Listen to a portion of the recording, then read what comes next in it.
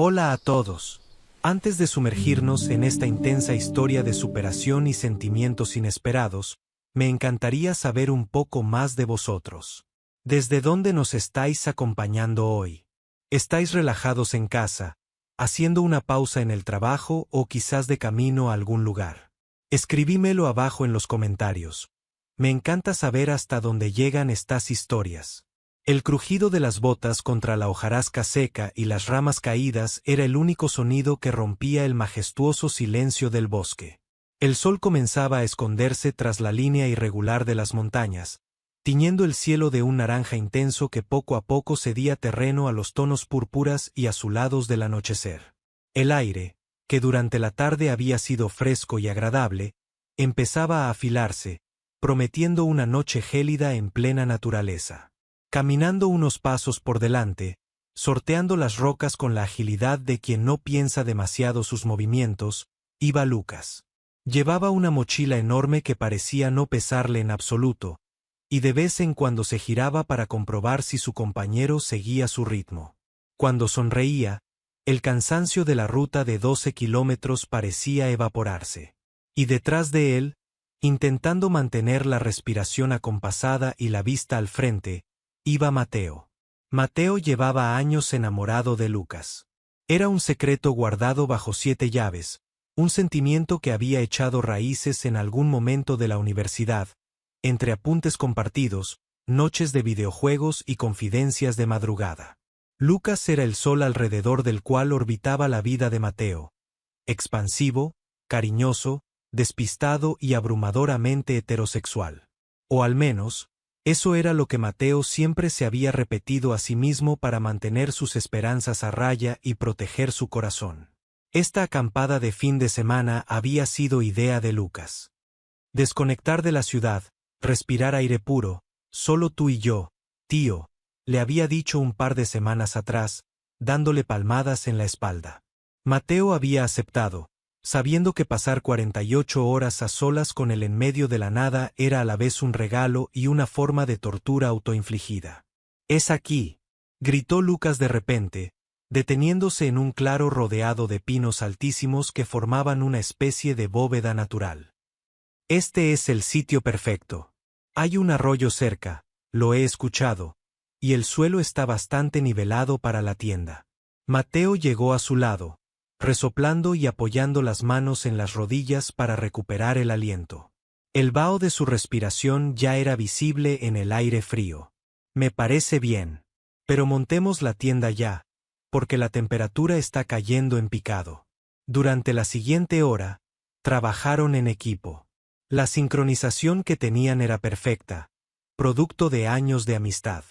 Mientras Mateo unía las varillas de fibra de vidrio y levantaba la estructura de la pequeña tienda de campaña iglú, Lucas se encargaba de asegurar las piquetas y recolectar leña seca de los alrededores antes de que la luz del sol desapareciera por completo. Cuando la noche cayó, lo hizo con la contundencia de una manta oscura y pesada. El frío se volvió cortante, colándose por los cuellos de sus chaquetas y entumeciendo las yemas de sus dedos. Encendieron una pequeña fogata en una zona de piedras seguras que otros campistas habían dejado antes que ellos. Se sentaron sobre un tronco caído, cerca de las llamas, compartiendo una cena improvisada de bocadillos y sopa caliente que Mateo había preparado en un hornillo de gas. El fuego proyectaba sombras danzantes sobre el rostro de Lucas. Las llamas iluminaban sus facciones, acentuando la línea de su mandíbula y dándole un brillo dorado a sus ojos castaños. Mateo lo observaba en silencio, hipnotizado por la forma en que Lucas soplaba la sopa para enfriarla, por el sonido de su risa cuando recordaban alguna anécdota de la facultad. El bosque a su alrededor era un muro de oscuridad absoluta. Solo existían ellos dos y el pequeño círculo de luz y calor que proporcionaba el fuego. Era una intimidad abrumadora. «Hacía mucho que no hacíamos esto», comentó Lucas, rompiendo el silencio que se había instalado entre ellos. Se frotó las manos sobre las llamas, buscando calor. «Deberíamos escaparnos más a menudo. El trabajo me está matando últimamente». «Cuando quieras», respondió Mateo, intentando que su voz sonara casual, ocultando el vuelco que dio su corazón ante la sugerencia. Aunque la próxima vez me aseguraré de traer una chaqueta más gruesa. Hace un frío que pela. Lucas asintió, mirando hacia el cielo, donde millones de estrellas comenzaban a parpadear con una claridad que en la ciudad era imposible de ver. Sí. El parte meteorológico decía que bajaríamos a un par de grados bajo cero esta noche. Menos mal que he traído ropa térmica. Bueno, voy a ir preparando las cosas dentro de la tienda, que estoy congelado. Lucas se levantó y se dirigió hacia la tienda de campaña, encendiendo su linterna frontal. Mateo se quedó unos minutos más junto al fuego, asegurándose de apagarlo correctamente con tierra y agua del arroyo, tal y como dictaban las normas de seguridad. Cuando estuvo seguro de que no quedaban brasas encendidas, se frotó los brazos y caminó hacia la tienda, sintiendo como el frío le calaba hasta los huesos. Abrió la cremallera de la entrada. Dentro, la luz de la linterna de Lucas iluminaba el reducido espacio. Y la escena que Mateo se encontró hizo que se detuviera en seco. Lucas estaba arrodillado frente a su mochila abierta, sacando cosas frenéticamente, tirando camisetas, calcetines y utensilios por el suelo de la tienda. Su respiración era agitada y una expresión de pánico absoluto desfiguraba su rostro. ¿Qué pasa?, preguntó Mateo, entrando y cerrando la cremallera a sus espaldas para evitar que el calor corporal se escapara. Lucas dejó caer las manos sobre sus rodillas y miró a Mateo con los ojos muy abiertos, llenos de culpa. Mateo, soy un idiota. Un completo y absoluto idiota. ¿Qué has hecho, Lucas? Mateo frunció el ceño, sintiendo una punzada de preocupación. El saco, balbuceó Lucas, tragando saliva. El saco de dormir. Lo saqué de la mochila esta mañana en el pasillo de mi casa para meter las botas de repuesto, y me lo he dejado ahí. No lo he traído. El silencio que siguió a esa declaración fue pesado, roto únicamente por el silbido del viento helado azotando la lona exterior de la tienda.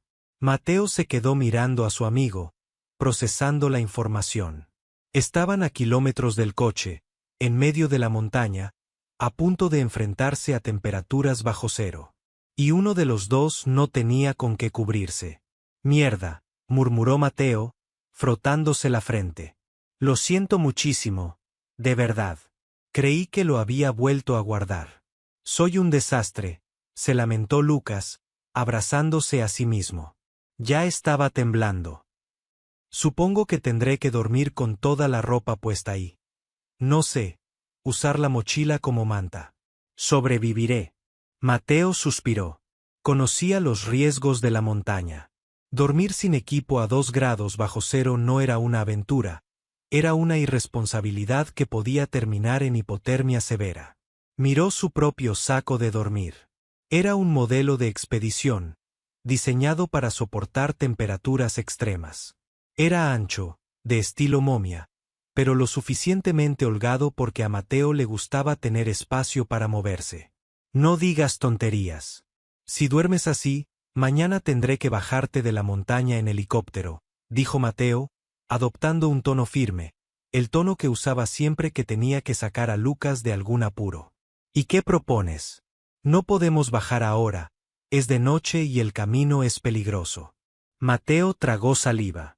El corazón le empezó a latir a una velocidad alarmante, pero su mente se mantenía pragmática por pura supervivencia. O tal vez era solo la excusa perfecta que su subconsciente le estaba dando. Mi saco es grande. Es de los de talla XL. Tendremos que compartirlo. Lucas parpadeó, sorprendido. Miró el bulto verde oscuro que descansaba sobre la esterilla aislante de Mateo y luego volvió a mirarle a él. Mateo, no cabe, somos 2 tíos grandes. Te voy a aplastar. Vas a estar incomodísimo.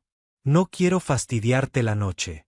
Lucas, o te metes en ese saco conmigo, o te mueres de frío. No hay debate, sentenció Mateo, empezando a quitarse las botas. La tensión en la pequeña tienda era casi palpable.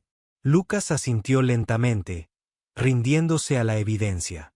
Apagaron la linterna principal y se quedaron solo con una pequeña luz tenue colgando del techo, lo justo para ver lo que hacían. El proceso de preparación fue incómodo. El espacio era ridículamente pequeño. Mateo se quitó la chaqueta y los pantalones de la nieve, quedándose solo con su ropa térmica interior. Se deslizó dentro del saco, pegándose todo lo que pudo al lado izquierdo, pegando su espalda a la fría lona de la tienda. Vale, tu turno, dijo Mateo, con la voz un poco más aguda de lo normal. Lucas se quitó el calzado y la chaqueta gruesa. Dudó un segundo antes de deslizar las piernas dentro de la abertura del saco de dormir. En el momento en que sus pies entraron en contacto, ambos soltaron una pequeña exclamación. Los pies de Lucas estaban congelados, casi como bloques de hielo. Joder, lo siento, estoy helado, susurró Lucas, intentando encogerse. Tranquilo. Entra del todo. Lucas se deslizó hacia abajo. El saco, que normalmente le quedaba holgado a Mateo, de repente se convirtió en una prisión de nylon increíblemente ajustada. Sus cuerpos chocaron irremediablemente. Los hombros de Lucas se apretaron contra el pecho de Mateo. Las caderas se tocaron. El espacio vital desapareció por completo. Mateo tiró de la cremallera hacia arriba. El sonido metálico resonó en el silencio del bosque como el cerrojo de una bóveda. Estaban sellados dentro. Juntos. Durante los primeros 10 minutos, ninguno de los dos se movió ni un milímetro. La incomodidad era física y psicológica. Mateo estaba tumbado sobre su lado izquierdo, de cara a Lucas.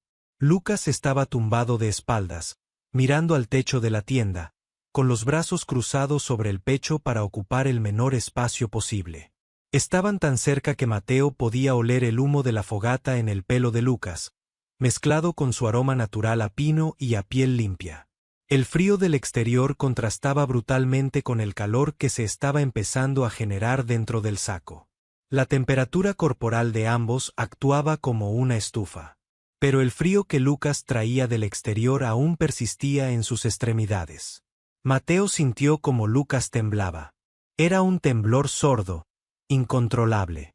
Lucas, sigues temblando, susurró Mateo en la penumbra. Estoy bien. Es solo que he cogido frío al quitarme la chaqueta, castañeteó Lucas.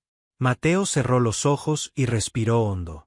Tenía que dejar a un lado su propio nerviosismo, sus propios sentimientos reprimidos, y ayudar a su amigo. Gírate, ordenó en voz baja. ¿Qué? Que te gires de lado. Hacia mí.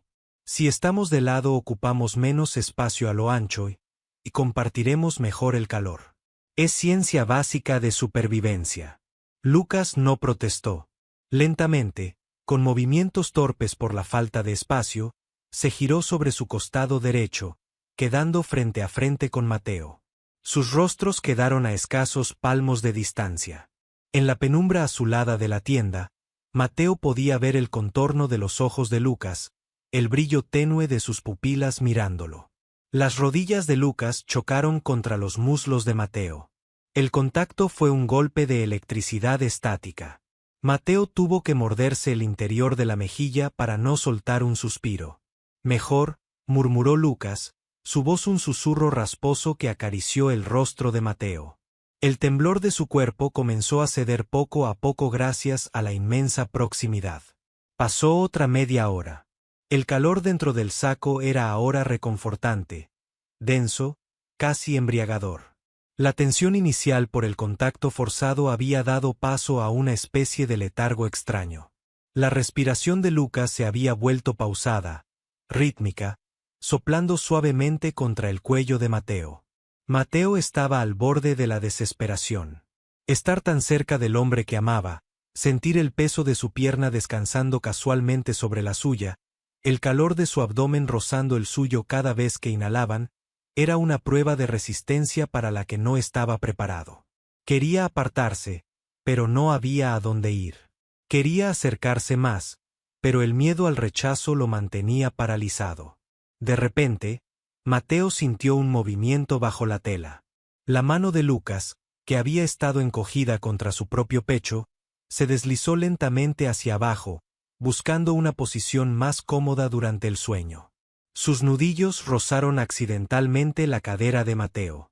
Mateo se tensó al instante, conteniendo el aliento.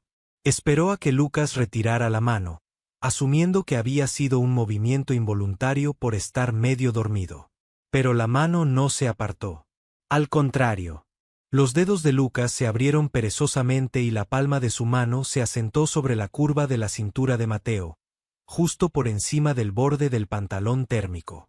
El corazón de Mateo empezó a latir con tanta fuerza que estaba seguro de que Lucas podía escucharlo.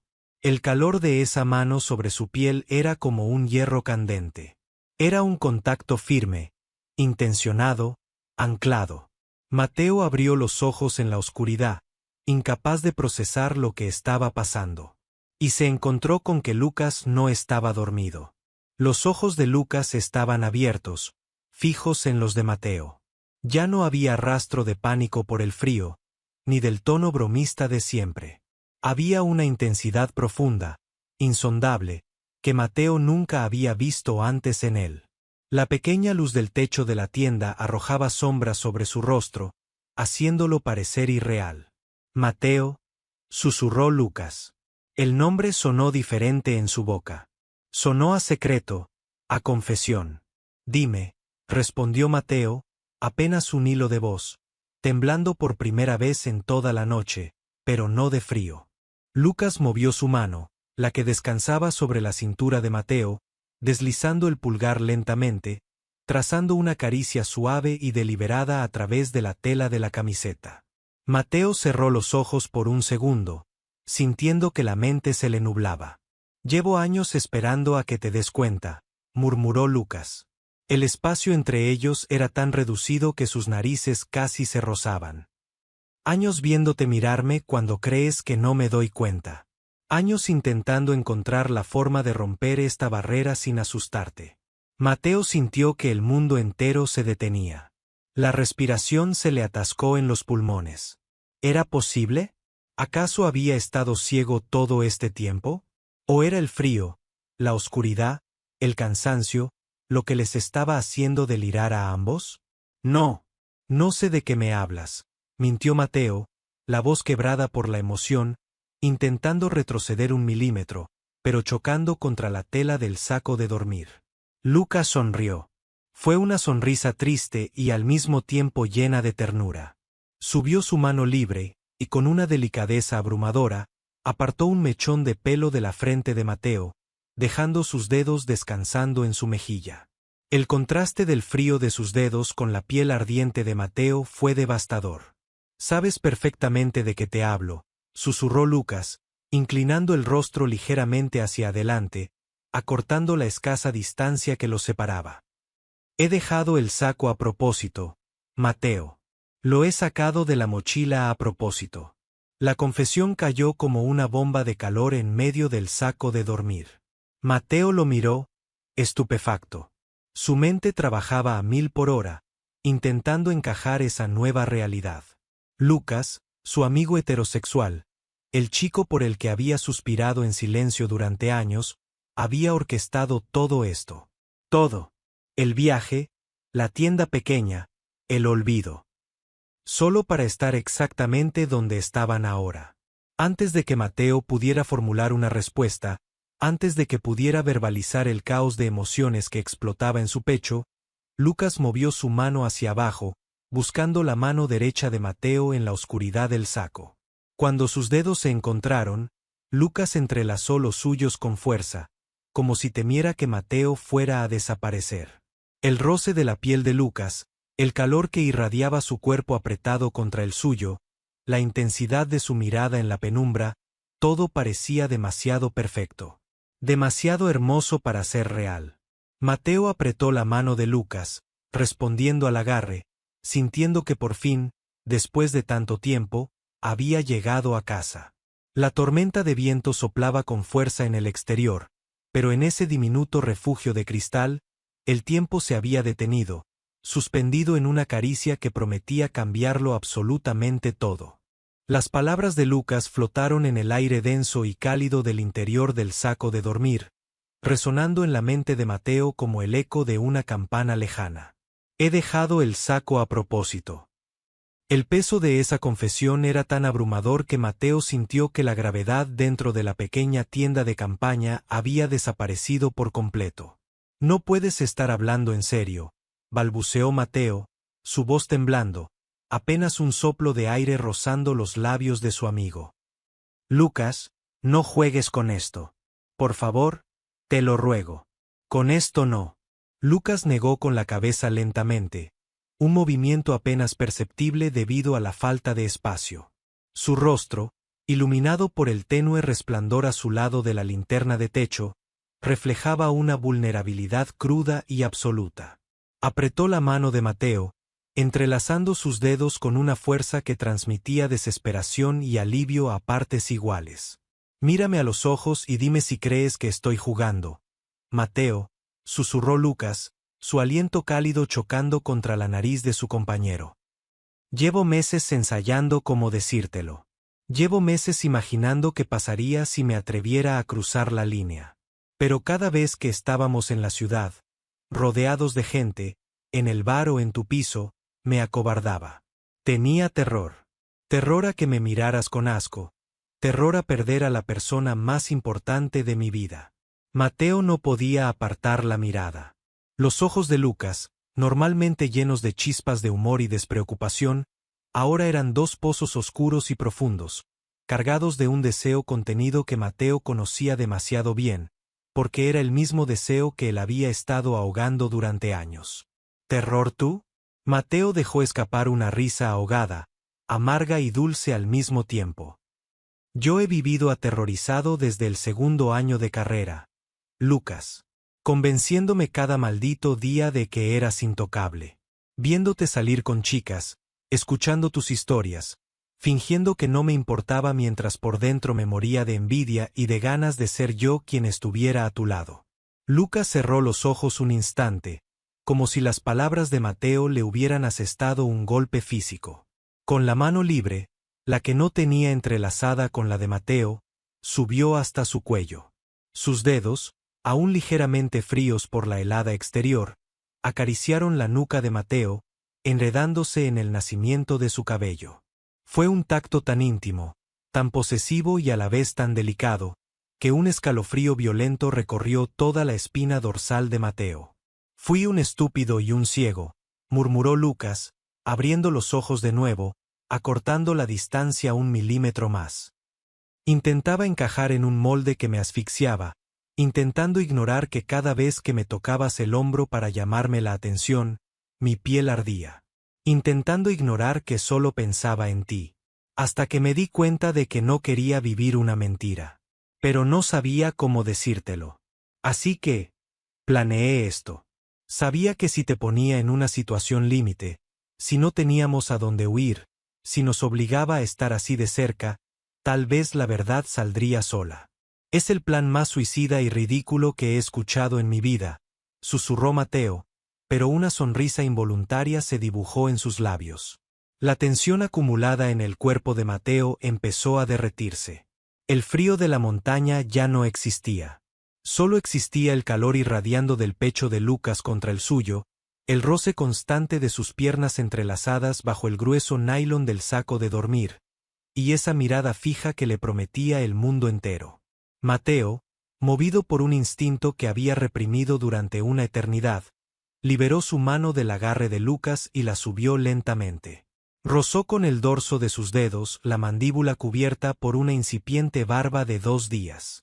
Lucas suspiró, inclinando el rostro hacia la caricia, cerrando los ojos y frotando su mejilla contra la palma de Mateo como un animal que por fin encuentra refugio. Mateo, murmuró Lucas, su voz grave, rota por la intensidad del momento. No hables más, le interrumpió Mateo en un susurro. Y entonces, el espacio que los separaba desapareció por completo. Lucas avanzó, guiado por la mano de Mateo en su rostro, y unió sus labios en un beso que hizo que el universo entero se detuviera. No fue un beso apresurado ni torpe. Fue lento, reverencial, cargado de todo el peso de los años de silencio, de miradas robadas y de anhelos ocultos. Los labios de Lucas eran suaves y cálidos, sabían al humo de la fogata y a una desesperación hermosa. Mateo respondió abriendo los labios, dejándose invadir por la sensación. Sus brazos rodearon el torso de Lucas bajo la tela del saco, atrayéndolo aún más contra sí, si es que eso era físicamente posible. Lucas soltó un pequeño gemido ahogado en la garganta de Mateo y aferró su cintura con ambas manos, apretándolo, confirmando que era real, que no se iba a desvanecer. El beso se profundizó, volviéndose más urgente, más hambriento. Cada roce, cada suspiro compartido dentro de esa pequeña burbuja de calor era una descarga eléctrica. Mateo sentía que el corazón le iba a estallar en el pecho. Las manos de Lucas recorrían su espalda bajo la camiseta térmica, trazando cada vértebra con una adoración que a Mateo le sacaba lágrimas de los ojos. Era perfecto. Era abrumadoramente perfecto. El hombre de sus sueños estaba allí, abrazándolo en la oscuridad, confesándole que el amor era mutuo. Se separaron solo unos centímetros para coger aire. Sus frentes se quedaron apoyadas la una contra la otra. Ambos respiraban con dificultad, con los pechos subiendo y bajando al unísono. «Te quiero», susurró Lucas en la penumbra, rozando la punta de su nariz con la de Mateo. «Te quiero desde hace tanto tiempo que ya ni siquiera recuerdo cómo era mi vida antes de que lo supiera». Las palabras cayeron sobre Mateo como una lluvia cálida, lavando todos sus miedos, todas sus inseguridades. «Yo también te quiero, Lucas. Eres el amor de mi vida. Siempre lo has sido». Lucas volvió a besarle, esta vez con una dulzura infinita, acomodándose en el reducido espacio. Poco a poco, la urgencia dio paso a una calma profunda. Se quedaron abrazados, enredados el uno en el otro. Lucas apoyó la cabeza en el hueco del cuello de Mateo, dejando un rastro de pequeños besos en su piel antes de cerrar los ojos y soltar un largo suspiro de pura satisfacción.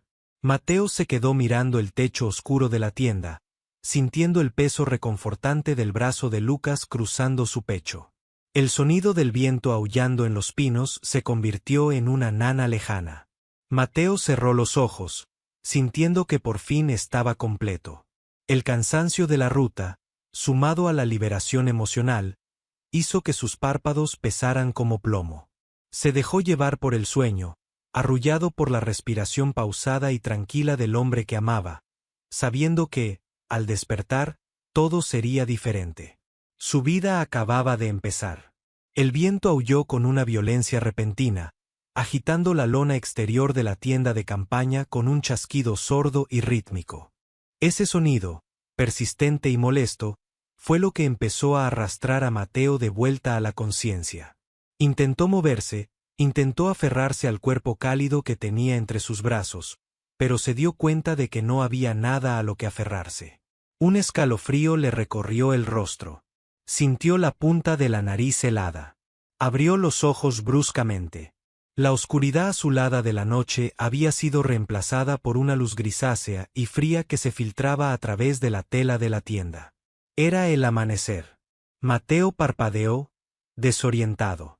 Su corazón latía con un ritmo pausado, pero una extraña sensación de vacío se instaló en la boca de su estómago de forma instantánea. Bajó la mirada. Estaba tumbado boca arriba. Llevaba su ropa térmica puesta, pero sus brazos no estaban rodeando a nadie. Sus brazos estaban cruzados sobre su propio pecho. Tanteó a su alrededor. Había demasiado espacio. Podía mover las piernas con total libertad, sin chocar con las rodillas de nadie. La cremallera del saco de dormir estaba subida hasta su barbilla. Estaba solo dentro de su saco talla XL. El pánico lo golpeó como una ola de agua helada. Mateo se incorporó de golpe, apoyándose en los codos, girando la cabeza frenéticamente hacia la derecha. Allí estaba, a menos de medio metro de distancia, sobre su propia esterilla aislante, descansaba un bulto envuelto en un saco de dormir de color azul brillante. De la parte superior del saco asomaba una mata de pelo revuelto y un rostro parcialmente cubierto. Era Lucas. Estaba profundamente dormido, roncando suavemente, con un fino hilo de saliva asomando por la comisura de sus labios. Mateo se quedó petrificado, sin apenas respirar. El silencio de la mañana, roto solo por el viento exterior y los ronquidos de Lucas, era ensordecedor. Su mente comenzó a retroceder, buscando desesperadamente anclajes en la memoria. La confesión. El roce en la cintura. La mirada intensa y profunda bajo la luz de la linterna. El beso. Dios, el beso. Mateo se llevó una mano temblorosa a los labios. Aún podía sentir, o creía sentir, la presión, el calor, el sabor a humo. Era tan real que dolía físicamente. Pero la evidencia frente a sus ojos era irrefutable. El saco azul brillante de Lucas estaba allí. No se le había olvidado. Nunca hubo necesidad de compartir. Nunca hubo falta de espacio. Nunca hubo una caricia en la oscuridad, ni una confesión a corazón abierto, ni un plan maestro para obligarlo a decir la verdad. Todo había sido un sueño. Una elaborada, cruel y hermosísima ilusión proyectada por su propia mente exhausta y por su corazón desesperado. Un espejismo creado por años de anhelo reprimido, manifestándose en el peor momento posible, dándole exactamente lo que más deseaba para luego arrebatárselo con la fría luz de la mañana. Mateo sintió que se ahogaba. Un nudo gigantesco y doloroso se cerró en su garganta. Se llevó las manos al rostro y se frotó los ojos con fuerza, ahogando un sollozo silencioso que amenazaba con rasgarle el pecho. El contraste entre la felicidad absoluta que había sentido hacía apenas unas horas en su subconsciente y la desoladora soledad de la realidad era casi insoportable. Era como si hubiera enviudado de alguien que nunca había sido suyo. Se quedó sentado en su saco durante lo que parecieron horas, mirando fijamente la espalda de Lucas, envuelta en ese maldito nylon azul. Reconstruyendo las piezas de su cordura, obligándose a enterrar esa versión alternativa de su amigo, obligándose a volver a construir los muros que habían caído en sueños. De repente, la figura en el saco azul se agitó. Lucas soltó un quejido, se estiró como un gato desperezándose y se frotó la cara antes de abrir un ojo. Vio a Mateo sentado, mirándolo. «¡Buah! Buenos días, tío», bostezó Lucas, rascándose la cabeza y sentándose lentamente. Su voz era ronca por el sueño, perezosa y completamente carente de la magia y la tensión de la noche anterior. «Joder, qué frío hace, ¿no? Menos mal que me acordé del saco de dormir en el último segundo ayer por la mañana antes de que pasaras a buscarme. Llegué a dudar si lo había metido. Si no, anoche me habría quedado pajarito». Las palabras fueron como puñales, confirmando la aplastante realidad. Lucas era el Lucas de siempre, despistado, ruidoso, inocente ante la tormenta emocional que estaba destruyendo a su amigo a medio metro de distancia. Lucas le dedicó una gran sonrisa, la misma sonrisa franca y de colegas de toda la vida. No había intensidad en sus ojos. No había deseo. No había ningún secreto compartido. «Oye, ¿has dormido bien?», preguntó Lucas, ladeando la cabeza al ver la expresión pálida de Mateo. «Tienes una cara rarísima. Pareces un fantasma». Mateo tragó saliva con mucha dificultad. Forzó a los músculos de su rostro a moverse, a formar una máscara de normalidad. Se obligó a tragar sus lágrimas, a enterrar el recuerdo de esos labios y de esas palabras que nunca se dijeron. Era su cruz, y tendría que seguir llevándola en silencio. «Sí», Mateo carraspeó, logrando que su voz sonara lo suficientemente estable. «Sí, he dormido, del tirón. Solo es el frío, que me ha dejado un poco rígido. Ya te digo. Bueno, ¿qué? ¿Enciendo el hornillo y preparamos un café hirviendo?» «Me muero por un café», dijo Lucas con entusiasmo, empezando a bajar la cremallera de su saco de dormir, completamente ajeno al universo paralelo que acababa de morir en la mente de su mejor amigo. Mateo asintió lentamente, apartando la mirada. «Claro, Lucas. Un café suena perfecto». Mientras Lucas se movía por la tienda buscando el mechero, Mateo se aferró con fuerza al borde de su propio saco, cerrando los ojos por un último segundo. Se despidió en silencio del refugio de cristal, del sueño donde había sido amado con la misma fuerza con la que él amaba, sabiendo que, aunque la montaña a su alrededor fuera fría y dura, no había nada más gélido que despertar de un sueño perfecto y enfrentarse a la realidad. Hola a todos. Antes de sumergirnos en esta intensa historia de superación y sentimientos inesperados entre muros, me encantaría saber un poco más de vosotros. ¿Desde dónde nos estáis acompañando hoy? ¿Estáis relajados en casa, haciendo una pausa en el trabajo o quizás de camino a algún lugar? Escribímelo abajo en los comentarios. Me encanta saber hasta dónde llegan estas historias. Y ahora, poneos cómodos, porque lo que está por suceder en la celda 114 os va a atrapar por completo. El eco metálico de las puertas cerrándose de golpe era el único reloj real en la penitenciaría de San Marcos. Allí dentro, el tiempo no se medía en horas o minutos, sino en recuentos, turnos de patio y el sonido de las bandejas de aluminio arrastrándose por las mesas del comedor. En ese ecosistema gris y opresivo, regido por la ley del más fuerte, Héctor era el rey indiscutible del bloque C. Héctor era un hombre monumental. Medía casi 2 metros y su cuerpo era un mapa de músculos densos y tatuajes descoloridos que contaban historias que nadie se atrevía a preguntar. Su presencia imponía un silencio instantáneo cuando entraba a las duchas o al patio. No necesitaba alzar la voz ni buscar peleas. Su mera envergadura y la mirada fría y oscura de sus ojos bajo unas cejas pobladas eran suficientes para disuadir a cualquier recluso con instintos suicidas. Héctor era solitario, territorial y, sobre todo, implacable.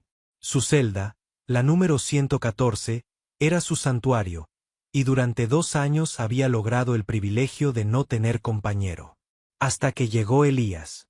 La primera vez que Héctor vio a Elías, pensó que los guardias se habían equivocado de prisión. Elías era, en todos los sentidos, lo opuesto a lo que San Marcos devoraba a diario.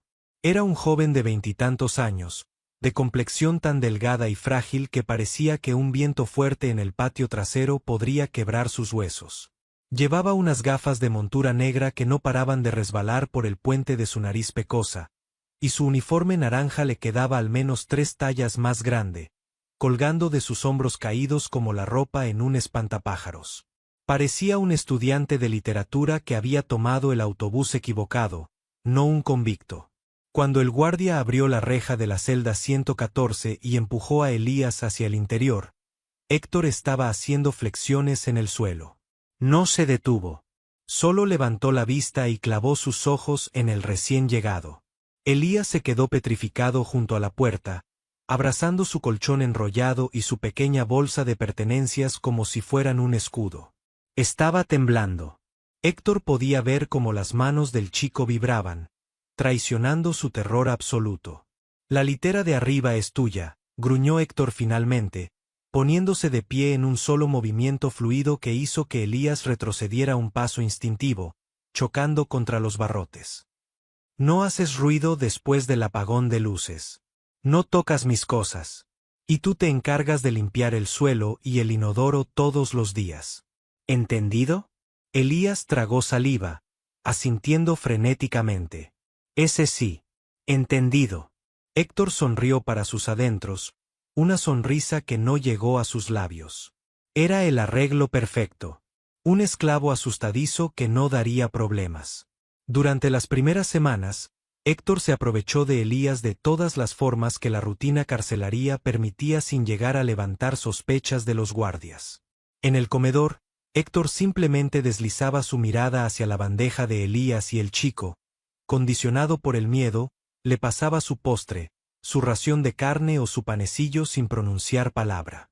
Elías parecía alimentarse a base de vegetales hervidos y agua, encogiéndose cada vez más en su enorme uniforme, mientras Héctor consumía el doble de calorías para mantener su imponente físico. En la celda, Elías lavaba la ropa interior de Héctor en el pequeño lavabo, barría el polvo y ordenaba las escasas pertenencias del gigante. Héctor lo trataba como a un mueble útil, una herramienta que hacía su vida en prisión infinitamente más cómoda. No había camaradería, no había charlas nocturnas. Solo el fuerte consumiendo los recursos del débil. Era la ley de San Marcos, y Elías la había aceptado con una resignación melancólica. Sin embargo, en medio del silencio asfixiante de la celda, Héctor empezó a observar a su compañero con más atención de la que quería admitir. Al principio, era pura vigilancia táctica. Quería asegurarse de que el chico no fuera un soplón o estuviera tramando algo. Pero la observación se transformó en otra cosa. Una curiosidad silenciosa. Héctor notaba que Elías, a pesar de su debilidad física, tenía una resistencia mental extraña. Nunca lloraba. Por las noches, cuando el silencio del bloque solo era roto por los ronquidos y los gritos ocasionales de otros presos teniendo pesadillas, Elías se sentaba en su litera, bajo la débil luz que entraba desde el pasillo, y leía libros desgastados que conseguía en la biblioteca de la prisión. Sus dedos, largos y finos, pasaban las páginas con una delicadeza que hipnotizaba a Héctor desde la litera inferior. Un jueves, durante el almuerzo, Héctor le quitó la manzana de la bandeja a Elías como era costumbre. El chico bajó la mirada, ajustándose las gafas, y se limitó a comer su arroz. Héctor mordió la fruta, crujiente y dulce, pero por primera vez, la comida le supo a ceniza. Miró las muñecas delgadas de Elías, los pómulos marcados bajo su piel pálida. Un pensamiento extraño, casi alienígena, cruzó por la mente de Héctor. Si sigue sin comer, se va a desmayar. Si se desmaya, me quedaré sin quien limpie. Se dijo a sí mismo que era una cuestión puramente pragmática. No podía permitirse que su útil compañero colapsara. Así que, con un movimiento brusco, partió la mitad de su enorme ración de pan de maíz y la dejó caer secamente sobre la bandeja de Elías. El chico se sobresaltó, mirando el pan y luego a Héctor, con los ojos muy abiertos detrás de los cristales de sus gafas. «Come», ordenó Héctor con voz áspera, sin mirarlo, fingiendo estar muy interesado en el otro extremo del comedor. «Pareces un esqueleto. Haces que mi celda se vea mal». Elías dudó un segundo antes de tomar el pan.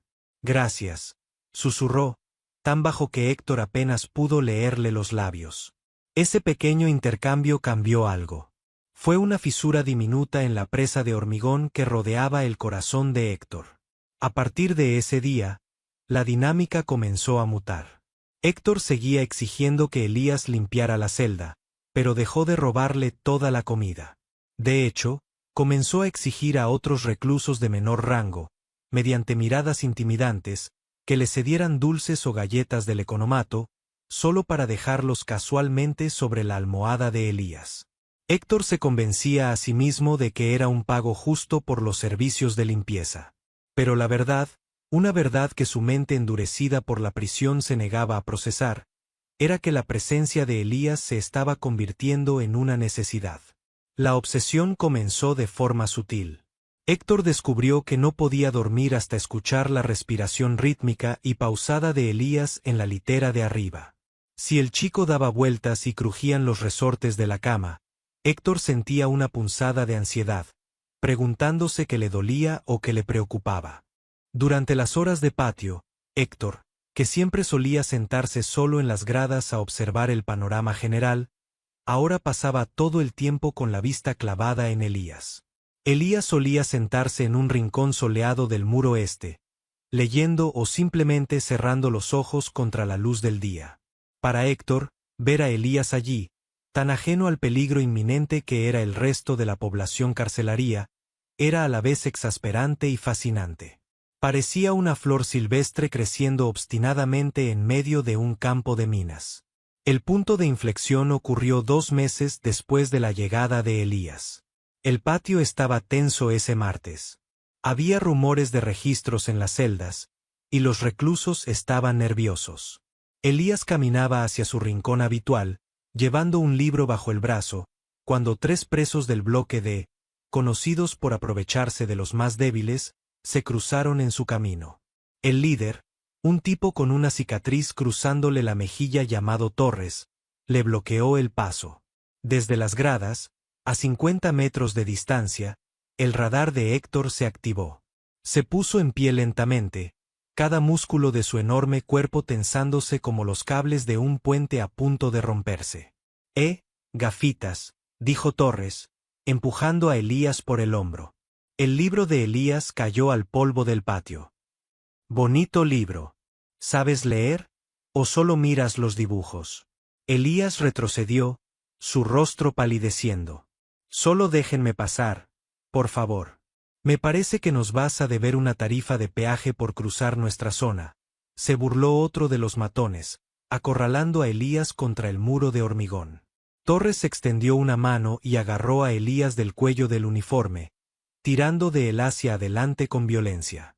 Héctor no pensó. No sopesó las consecuencias. No le importó si los guardias en las torres de vigilancia apuntaban con sus rifles de goma. Una rabia ciega, pura y ardiente, estalló en su pecho. Era un nivel de furia territorial que nunca antes había experimentado. Nadie lo toca.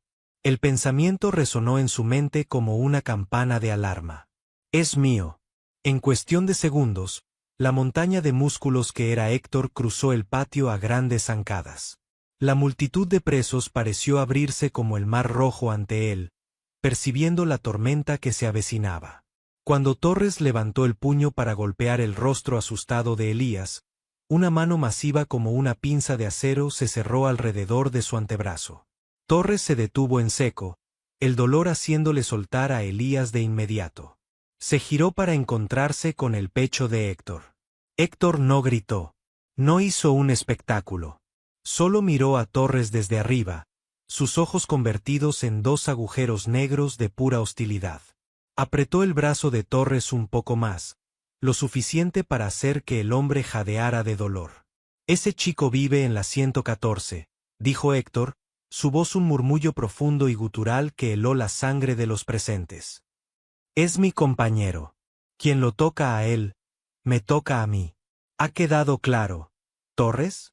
Torres, palideciendo ante la amenaza inminente de ser destrozado, asintió rápidamente, tragando saliva. Sí, claro, Héctor. No sabíamos que estaba bajo tu sombra. Todo tranquilo. Héctor lo soltó de un empujón brusco. Los tres matones se dispersaron rápidamente, fingiendo que tenían mejores cosas que hacer. El patio, que había quedado sumido en un tenso silencio, poco a poco recuperó su murmullo habitual. Héctor se giró hacia Elías.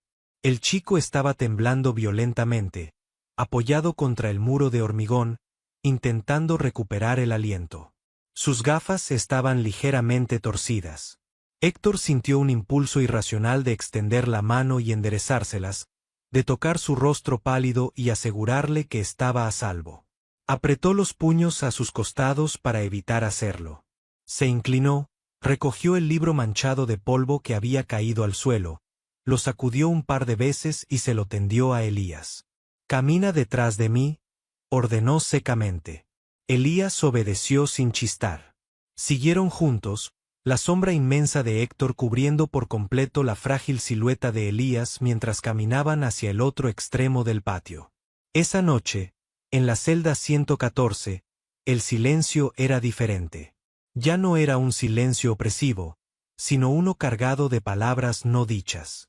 Después del apagón de luces, Héctor yacía en su litera, mirando el techo oscuro.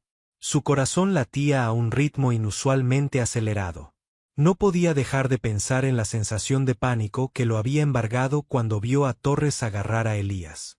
Se dio cuenta, con un terror profundo que ninguna condena de prisión podría igualar, de que había perdido el control. Había estado usándolo. Sí, se había aprovechado de él. Pero en el proceso de integrarlo en su rutina, en el proceso de observar cada uno de sus movimientos, Héctor se había encadenado a él. Estaba obsesionado. Obsesionado con la forma en que Elías parpadeaba detrás de sus gafas, con su olor a jabón barato que impregnaba el diminuto lavabo, con la suave curva de su cuello cuando se inclinaba para barrer. Héctor. La voz suave de Elías rompió la oscuridad desde la litera superior. Era la primera vez que pronunciaba su nombre. Siempre le había dicho señor o simplemente había evitado llamarlo. Héctor contuvo la respiración. ¿Qué? Gracias. Por lo del patio. Nadie había hecho algo así por mí aquí adentro. Héctor apretó la mandíbula. Quería decirle que no fuera estúpido, que solo lo hacía porque odiaba que le tocaran sus cosas, que era una cuestión de respeto en la prisión. Quería mantener la coraza intacta. Pero las mentiras se le atragantaron. No vuelvas a ir a ese lado del patio solo, respondió finalmente, su voz un poco más ronca de lo habitual. A partir de mañana, cuando salgamos, te sientas en las gradas conmigo. Hubo un silencio largo. Héctor temió haber sido demasiado controlador. Pero luego escuchó un leve movimiento en el colchón de arriba. Está bien, respondió Elías, y Héctor juraría que pudo percibir el eco de una sonrisa en su voz. Buenas noches, Héctor. Buenas noches, Elías. El nombre del chico supo a miel y fuego en su boca. Esa noche, Héctor durmió profundamente, arrullado por la respiración pausada del hombre que, sin saberlo, se había convertido en el centro absoluto de su universo.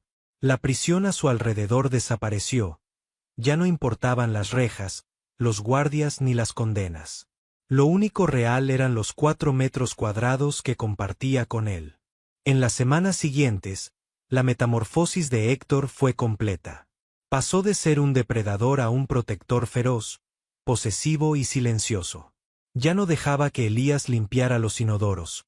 Un día simplemente le arrebató el trapo de las manos de mala gana, murmurando que Elías no sabía hacerlo bien, y lo hizo él mismo.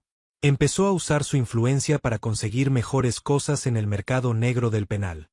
Té de mejor calidad, un colchón extra para que la litera de arriba fuera más suave. Libros nuevos que robaba de otros bloques solo porque había visto a Elías leyendo la contraportada con interés en la biblioteca. Elías no era tonto. Notó el cambio. Al principio, la sobreprotección y los regalos lo asustaban. Temía que Héctor estuviera esperando algún favor a cambio, el tipo de favores oscuros y violentos que se cobraban en las duchas o en los puntos ciegos de las cámaras. Pero Héctor nunca se propasó. Sus acercamientos eran casi torpes, como los de un oso salvaje intentando acariciar a un pájaro sin aplastarlo. Una tarde de invierno, el sistema de calefacción del bloque se averió. La celda 114, construida con gruesos bloques de cemento, se convirtió en una nevera. Elías estaba acurrucado bajo su delgada manta reglamentaria, tiritando visiblemente. Sus labios estaban adquiriendo un tono azulado y no podía dejar de castañetear los dientes. Héctor, cuya masa muscular le proporcionaba mucha más resistencia al frío, lo observó durante un buen rato. El instinto de supervivencia le decía que conservara su propio calor, que la debilidad era castigada por la naturaleza. Pero el instinto de supervivencia de Héctor había sido reemplazado por otro impulso mucho más fuerte. El instinto de mantener a Elías a salvo a cualquier costo. Héctor se levantó en la oscuridad. Tomó su propia manta, de lana gruesa, la única que había conseguido de contrabando tras meses de negociaciones. Se acercó a la litera de arriba. Elías, susurró. El chico abrió los ojos, temblando. ¿Sí? Héctor no dijo nada. Desplegó su pesada manta y la arropó cuidadosamente sobre Elías, cubriéndolo hasta el cuello. Sus nudillos ásperos rozaron involuntariamente la mejilla helada del chico. Fue solo una fracción de segundo, piel contra piel, pero la descarga eléctrica que recorrió el brazo de Héctor casi le hace perder el equilibrio. La piel de Elías era tan suave, tan desesperadamente viva. Elías lo miró, sus grandes ojos reflejando la escasa luz de la luna que entraba por el ventanuco. Pero, «Te vas a congelar», protestó débilmente, intentando quitarse la manta para devolvérsela. Héctor sujetó los bordes de la manta, manteniéndola firme sobre el cuerpo del joven. Su rostro estaba a centímetros del de Elías. Podía olerlo, ese aroma limpio y frágil. La obsesión lo quemaba por dentro, una sed que no sabía cómo saciar sin asustar al único ser que le importaba en el mundo. «Yo no siento el frío», mintió Héctor, su voz convertida en un susurro áspero y cargado de una emoción que nunca antes había permitido que escapara de su garganta. «Tú quédate con ella. Te necesito entero». Elías parpadeó lentamente, y el temblor de su cuerpo comenzó a ceder, no solo por el calor de la manta, sino por la intensidad abrasadora en la mirada de su compañero de celda. Elías deslizó una mano por debajo de la lana, tímidamente, rozó con la punta de sus dedos el dorso de la enorme mano de Héctor que aún sujetaba la manta. «Gracias», murmuró Elías, y esta vez, no apartó la mirada. Héctor se apartó lentamente, regresando a su frío colchón en la litera de abajo. Se tumbó mirando al techo, sin importarle en absoluto el aire gélido que calaba sus huesos. Sonrió en la oscuridad. El tacto de los dedos de Elías sobre su piel aún ardía como una marca de hierro candente. Héctor, el preso más temido del bloque C, el gigante implacable, se dio cuenta esa noche de una verdad ineludible. Ya no era el dueño de la celda 114. Estaba completamente, irremediablemente atrapado. Cautivo de la suave voz de un chico enclenque, prisionero de un amor tan obsesivo y profundo que sabía con certeza matemática que, si Elías desaparecía de su vida, su propio corazón se detendría en el acto. Y el invierno de la penitenciaría, por primera vez en años, le pareció el lugar más cálido del mundo. El invierno se dio paso a una primavera que apenas se notaba tras los muros de San Marcos. La única prueba del cambio de estación era el aire menos cortante en el patio y la luz del sol que ahora lograba colarse un par de horas más a través de los barrotes de la celda 114. Para Héctor, sin embargo, el mundo entero había cambiado de eje. La dinámica entre el gigante y el muchacho enclenque se había transformado en una danza silenciosa, un lenguaje secreto que solo ellos comprendían. Héctor ya no fingía indiferencia. Su instinto territorial se había refinado hasta convertirse en una devoción absoluta. Si antes Héctor se aprovechaba de la ración de comida de Elías, ahora era él quien apartaba disimuladamente los mejores trozos de carne de su propia bandeja para deslizarlos en la del chico cuando los guardias no miraban. «Tienes que comer», le susurraba Héctor con voz ronca, su tono no admitiendo réplica, pero cargado de una urgencia protectora que hacía que a Elías se le acelerara el pulso. Elías, por su parte, había florecido bajo esa inmensa y oscura sombra. El terror constante que marcaba sus primeros días se había evaporado. Había descubierto que el hombre más temido del bloque C era, en la intimidad de su encierro, su refugio más seguro. Ya no temblaba cuando Héctor se acercaba. Al contrario, su cuerpo parecía buscar instintivamente la cercanía del gigante. Por las noches, cuando el silencio envolvía la prisión, Elías bajaba un brazo desde la litera superior y lo dejaba colgar. No pasaba ni 5 minutos antes de que los dedos ásperos y enormes de Héctor rozaran los suyos, un contacto fugaz, eléctrico, que a ambos les servía de ancla en aquel océano de desesperanza. Pero la prisión es una bestia celosa que no soporta la paz. El rumor comenzó a circular a mediados de mayo. Las tensiones entre dos grupos rivales en el bloque sur habían alcanzado un punto de ebullición. El ambiente en los pasillos se volvió espeso, cargado de una electricidad estática que presagiaba la tormenta. Héctor lo sabía. Sus instintos, afilados por años de supervivencia, le gritaban que algo terrible estaba a punto de suceder. Su única preocupación, su única vulnerabilidad, tenía nombre, apellido y unas gafas de montura negra. El martes por la tarde, la bestia finalmente despertó. Estaban en el patio de recreo. Era la hora de mayor afluencia. Héctor mantenía a Elías a su lado, en las gradas, como siempre. Elías leía un viejo ejemplar de El Conde de Montecristo, ajeno a las miradas furtivas que cruzaban el asfalto. De repente, un grito agudo rasgó el aire, seguido por el sonido hueco y terrible de un golpe metálico. El caos estalló en cuestión de segundos. Una marea humana de uniformes naranjas chocó en el centro del patio. Los guardias en las torres de vigilancia hicieron sonar las sirenas de alarma, un aullido ensordecedor que paralizaba los sentidos. Por los altavoces, una voz distorsionada ordenaba a todos tirarse al suelo, pero la furia desatada era sorda. Héctor reaccionó con la velocidad de un depredador. Se puso en pie y agarró a Elías por el hombro. «Al suelo», detrás de la grada. No te muevas. Rugió, su voz compitiendo con las sirenas. Elías obedeció, el pánico dibujado en su rostro pálido. Se acurrucó bajo la estructura de metal, apretando el libro contra su pecho. Héctor se plantó frente a él, convirtiendo su enorme cuerpo en un escudo impenetrable. Vio cómo la ola de violencia se acercaba.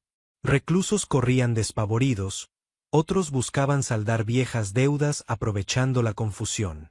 Fue entonces cuando la fatalidad intervino.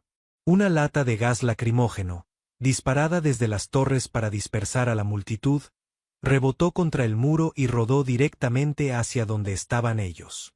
Una nube de humo espeso, blanco y asfixiante estalló a sus pies. Héctor cerró los ojos, tosiendo por el químico que le quemaba la garganta y los pulmones. Se agachó a ciegas, extendiendo las manos para agarrar a Elías y sacarlo de la nube tóxica. «Elías, dame la mano», gritó, su voz ahogada por la tos y el caos. Pero sus manos solo encontraron el aire vacío y el suelo de cemento.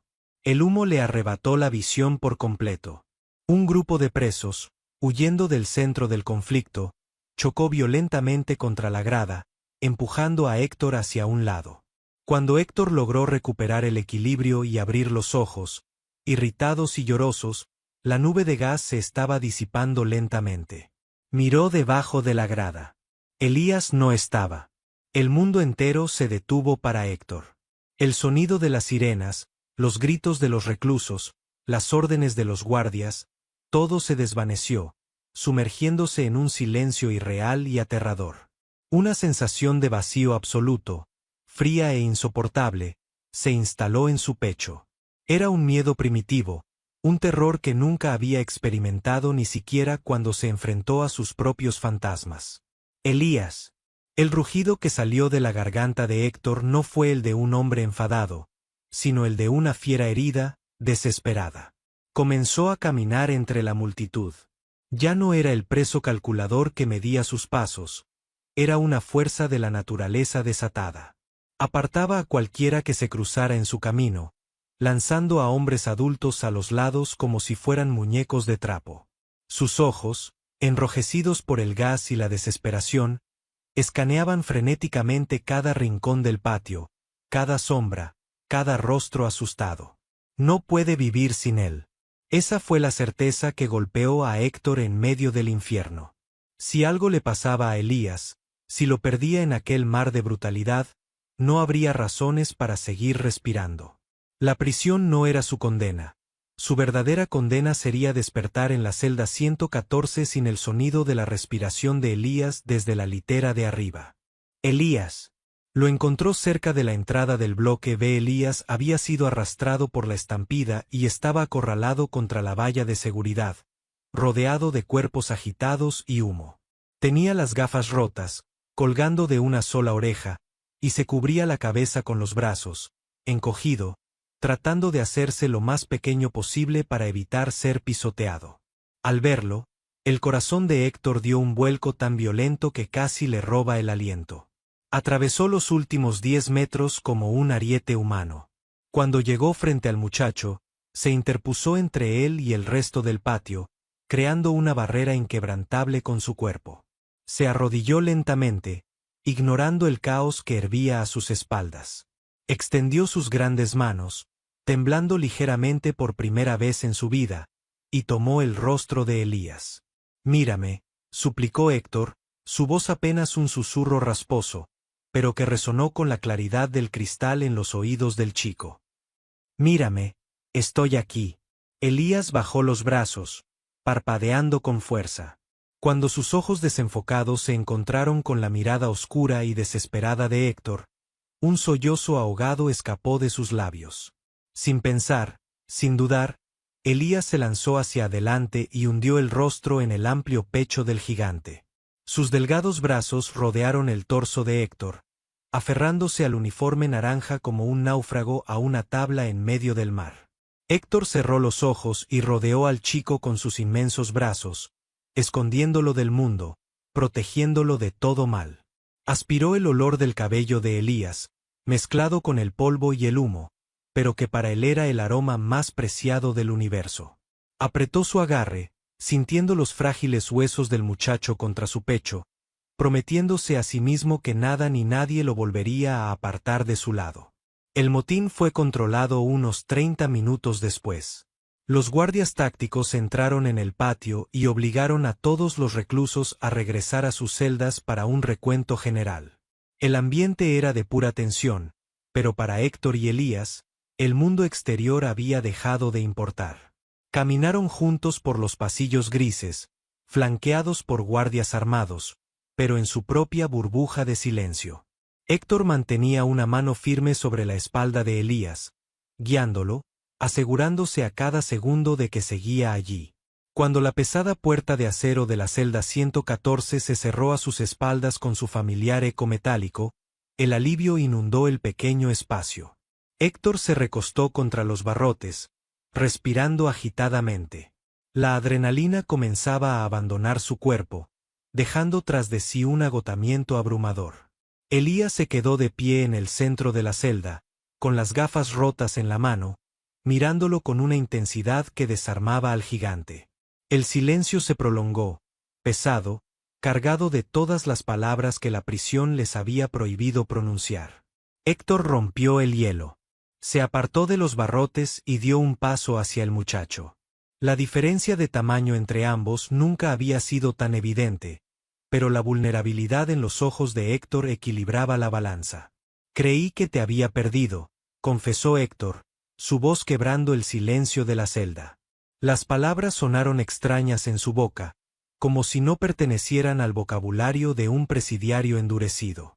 Bajó la mirada, incapaz de sostener la intensidad de los ojos de Elías. «Cuando no te vi bajo la grada, sentí que me moría. Literalmente». Elías tragó saliva, dejando las gafas rotas sobre el pequeño lavabo de aluminio. Se acercó a Héctor, paso a paso, hasta quedar a escasos centímetros de distancia. Levantó la cabeza para mirarlo, sin rastro de miedo en su rostro pálido. «Estoy aquí», respondió Elías, su voz suave y firme a la vez. «Y no pienso ir a ningún lado sin ti». Héctor levantó una mano, dudando por un segundo, antes de rozar con sus nudillos la mejilla de Elías, apartando un mechón de cabello manchado de polvo. «No deberías estar aquí, Elías. Eres demasiado bueno para este infierno. Yo me aproveché de ti. Fui un monstruo contigo cuando llegaste». Elías negó con la cabeza lentamente, y al hacerlo, frotó su mejilla contra la mano del gigante. «No eres un monstruo, Héctor. Solo eres un hombre que olvidó cómo era sentir algo. Pero me protegiste. Me cuidaste cuando no tenías por qué hacerlo. Me diste tu manta cuando te estabas congelando. Me buscaste hoy en medio de ese desastre». Héctor sintió que la última capa de su coraza de hormigón se resquebrajaba y caía al suelo, reducida a polvo.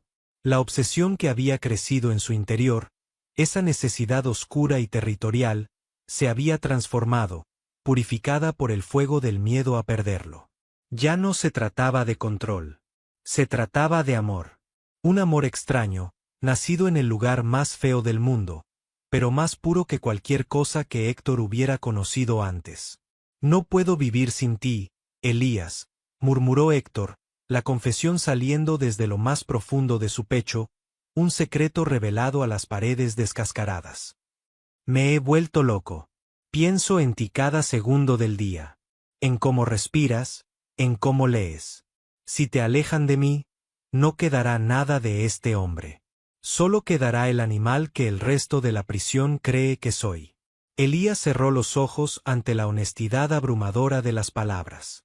Levantó ambas manos y las colocó suavemente a ambos lados del rostro áspero y marcado de Héctor. Era un gesto de una ternura infinita, un contraste absoluto con la rudeza que dominaba la vida de ambos. «Entonces asegúrate de que nunca me alejen», susurró Elías, abriendo los ojos, que ahora brillaban con lágrimas contenidas. «Porque yo tampoco quiero despertar un solo día sin ver tu sombra cubriéndome. Eres mi refugio, Héctor. Eres todo lo que tengo». Y en ese instante, en medio del encierro, de las rejas y del cemento, Héctor se inclinó hacia adelante. No hubo violencia, no hubo prisa. Fue un acercamiento lento, reverencial. Sus labios se encontraron en un roce casi tímido al principio, como si Héctor temiera que su mera fuerza pudiera romper la frágil belleza de ese momento. Pero Elías respondió acortando la distancia, alzándose ligeramente sobre las puntas de sus pies para profundizar el beso. Fue un beso cargado de meses de tensión reprimida, de miedos compartidos, de secretos susurrados en la oscuridad. Un beso que sellaba un pacto silencioso, contra la prisión, contra el mundo, contra su propio pasado. Cuando se separaron, la respiración de ambos era entrecortada, pero el miedo había desaparecido por completo de la celda 114. Héctor abrazó a Elías de nuevo, esta vez no como un escudo contra el caos exterior, sino como un hombre que por fin ha encontrado su hogar. Elías apoyó la cabeza en el pecho de Héctor, escuchando el latido constante y fuerte del corazón del gigante. Un latido que, sabía, ahora le pertenecía por entero. Esa noche, cuando sonó la campana del toque de queda y las luces del bloque se apagaron sumiéndolo todo en la penumbra, las reglas de San Marcos dejaron de importar. Elías no subió a la litera superior. En la oscuridad de la celda, ambos se acurrucaron juntos en el estrecho colchón de abajo. Héctor, con su cuerpo monumental, rodeaba la figura delgada de Elías, la manta de lana gruesa cubriéndolos a ambos. No hacían falta más palabras. La respiración acompasada de Elías era la mejor canción de cuna que Héctor jamás había escuchado. El gigante implacable, el rey indiscutible del bloque C, cerró los ojos, sintiendo el calor del chico contra su pecho. Comprendió entonces la paradoja más grande de su existencia. Él era el preso más temido, el hombre que dictaba las reglas. Pero en realidad, el único recluso verdadero en esa celda era él mismo, cautivo, voluntaria y eternamente, del amor por aquel joven de gafas rotas. Y mientras la prisión dormía a su alrededor con sus ecos fríos y metálicos, Héctor supo que, mientras tuviera a Elías entre sus brazos, jamás volvería a sentirse encerrado.